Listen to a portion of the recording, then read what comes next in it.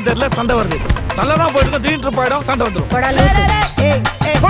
4 ஆண்டு காலமாக வீட்டில் உள்ள பிரச்சனை, நாட்டில் உள்ள பிரச்சனை எல்லாம் பார்க்காம இன்னைக்கு அரசாங்கம், தமிழக அரசாங்கம் வீட்டுக்கு போகுது அப்படின்னு சொல்லிட்டு உங்களுடன் ஸ்டாலின் அப்படின்ற ஒரு திட்டத்தை அறிமுகப்படுத்தி இருக்கிறார்கள். இன்னைக்கு அதிமுக சார்பில் கூட வழக்கு போட்டிருக்காங்க. ஏன்னா உங்களுடன் ஸ்டாலின் பேர் போட்டு அரசாங்க செலவுல பல கோடி ரூபாய் திராவிட முன்னேற்ற கழகத்திற்கு பிரச்சாரத்திற்கு பயன்படுத்துவதை போல பயன்படுத்தப்பட்டு கொண்டிருக்கிறது. முன்னாள் முதலமைச்சர் கலைஞர் அவர்கள் படம், அதே மாதிரி ஸ்டாலின் அவர்கள் படம். அது மட்டும் இல்லாம இது அரசாங்கத்தின் செலவில் அரசாங்க விழாவாக மக்களுக்கு சேவை செய்வதற்காக அவசரமாக 4 ஆண்டுகளில் செய்ய முடியாததை 45 நாட்ல செய்ய முடியும்னு சொல்றாங்க. இப்ப 45 நாள்ல மக்களுக்கு செய்ய முடியறத 4 ஆண்டுகள்ல ஏன் செய்யல? அப்ப உங்களுக்கு மனது வரலையா? இல்லனா ஓட்டு வேணுன்றதுக்காகத்தான் அவசரமா மக்களை பற்றி சிந்திப்பீர்களா?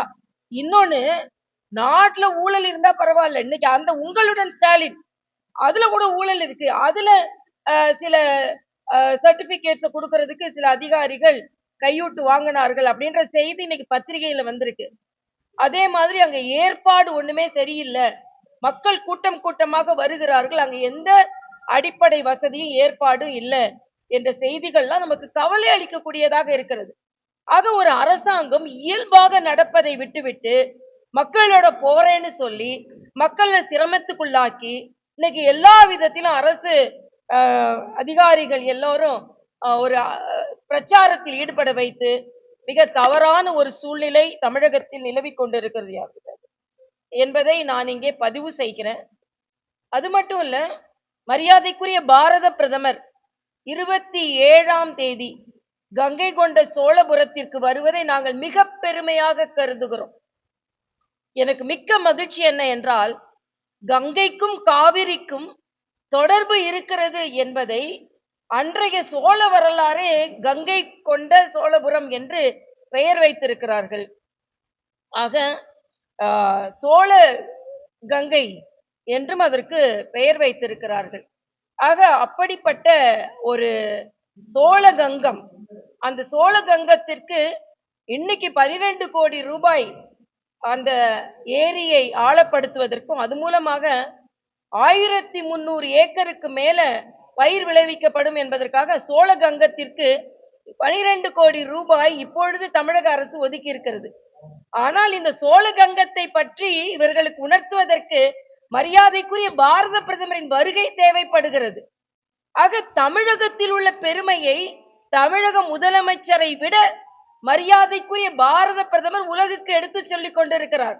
ஆனால் ஏதோ பாரதிய ஜனதா கட்சியும் பிரதமரும் தமிழுக்கு எதிரானவர்கள் என்ற ஒரு தோற்றத்தை திமுக கட்சிகள், கூட்டணி கட்சிகள் ஏற்படுத்தி வருகிறது. நான் மறுபடியும் சொல்றேன், தமிழுக்கும் ஆன்மீகத்திற்கும் தான் தொடர்பு.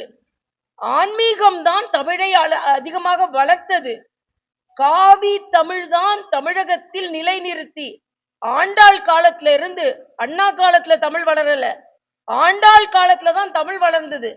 பெரியார் தமிழை போற்றவில்லை, பெரியாழ்வார் தான் தமிழை போற்றினார்.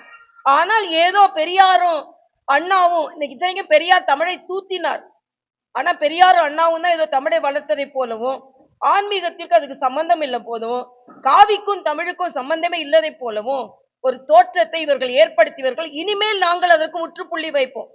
மரியாதைக்குரிய பாரத பிரதமரின் வருகை எங்களுக்கு ஒரு புத்துணர்ச்சியை தரும். ஆன்மீகத்திற்கும் தமிழுக்கும் எந்த அளவுக்கு தொடர்பு என்பதும், வளர்ச்சிக்கும் தமிழத்திற்கும் எவ்வளவு தொடர்பு என்பதும், மரியாதைக்குரிய பாரத பிரதமரும் ராஜேந்திர சோழனும் எந்த அளவிற்கு எப்படி நாட்டின் வளர்ச்சியை மேற்கொண்டார்களோ அந்த இணைப்பு பிரதமரை இங்கே அழைத்து வருகிறது என்பதும், கங்கை கொண்ட சோழபுரம் என்று கங்கை தண்ணீரை கொண்டு காவிரிக்கு கொண்டு வந்த ஒரு மாபெரும் கனெக்ட்னு சொல்லுவாங்க, இணைப்பு. ஏதோ வட இந்தியா தென்னிந்தியா என்று பிரித்து பார்த்து வட மாநிலத்தவர் தென் மாநிலத்தவர் என்று பிரிக்கும் இந்த அரசியல் இனிமேல் எடுபடாது என்பதையும் நான் இங்கே தெரிவித்துக் கொள்கிறேன். இன்றைய காலகட்டத்தில் மரியாதைக்குரிய காமராஜர் போன்றவர்கள் கூட இழிவுபடுத்தப்படுகிறார்கள். ஆக எல்லாவற்றிற்கும் புகழ் கலைஞருக்கும் ஸ்டாலினுக்குமே வர வேண்டும், மற்ற எல்லா தலைவர்களும் இகழப்பட வேண்டும் என்ற ஒரு சூழ்ச்சியை தமிழக அரசியலில் திராவிட முன்னேற்ற கழகம் முன்னெடுத்து செல்கிறது. அதற்கும் எனது வன்மையான கண்டனத்தை நான் பதிவு செய்கிறேன். எனக்கே நிறைய வாட்ஸ்அப்ல அது எழுதிய சகோதரர்கள் நிறைய கருத்துக்களை பரிமாறி இருக்கிறார்கள். அது மட்டுமல்ல, அதுல உள்ள கேட்கப்பட்ட கேள்விகள் கூட மிக மிக தவறான கேள்விகளாக இருக்கிறது.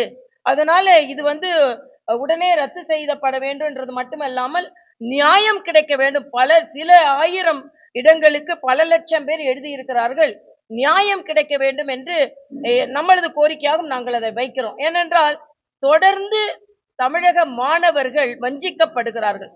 ஆனா நீட் போன்ற இதுல தமிழ்ல எழுதி இன்னைக்கு தமிழக மாணவர்கள் வெற்றி பெறுகிறார்கள். ஆனா அதையெல்லாம் வஞ்சையினை என்று சொல்லிவிட்டு குரூப் 4 போன்ற தேர்தலில் தமிழக மக்கள் வஞ்சிக்கப்படுகிறார்கள், மாணவர்கள் வஞ்சிக்கப்படுகிறார்கள், இளைஞர்கள் வஞ்சிக்கப்படுகிறார்கள்.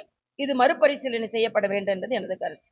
பழைய ஓய்வூதிய திட்டம் வேண்டும் என்று 72 மணி நேரம் ஊழியர்கள் எல்லாம் இன்னைக்கு போராட்டத்தில் அறிவித்திருக்கிறார்கள்.